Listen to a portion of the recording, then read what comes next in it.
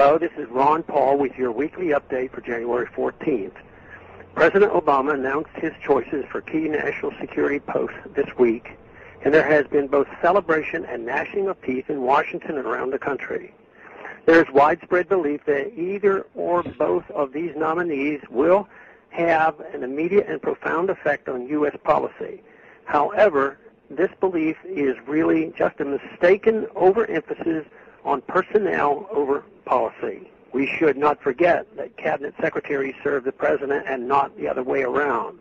Many who object to our continued foreign policy of endless war and empires overseas, encouraged by Obama's choice of Senator Hagel to head the Defense Department, Hagel has shown some admirable willingness to advise caution overseas. He is seen as unenthusiastic over the prospects of a U.S. war on Iran, which is certainly to be welcome. But let us not forget that he did vote for the war against Iraq. He has expressed support for multilateral sanctions on Iran.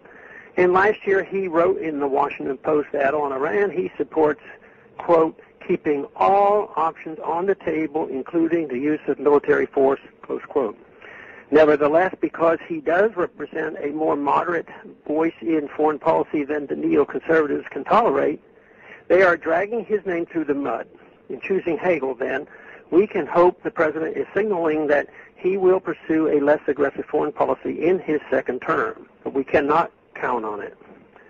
At the same time, the president has chosen as Central Intelligence Agency Director a man who is considered the author of Obama's destructive drone warfare policy, and who, as such, has been in charge of the president's secret kill list that has already claimed the lives of 3 American citizens. He claimed in 2011 that there were no collateral deaths from the U.S. drone attacks on Pakistan, which is simply not believable. We also should not forget that as then CIA Director George Tenet's right-hand man during the Bush administration, Brennan was certainly involved in the manufactured intelligence and lies that led the U.S. to attack Iraq.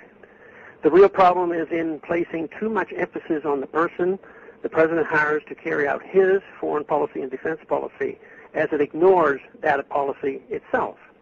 If the president has decided to continue or even expand U.S. military action overseas through more covert warfare and use of special operation forces, which seems to be the case, it will matter little who he chooses to carry out those policies.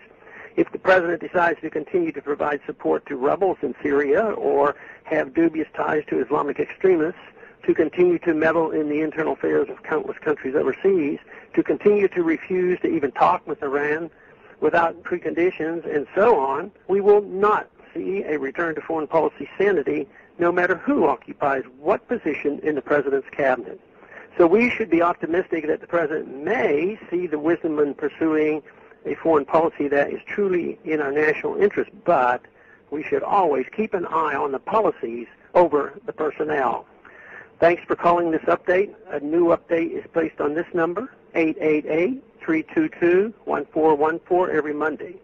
The written text can be found on my free foundation website at www.the-free-foundation.org and on my Facebook page. Thanks for calling.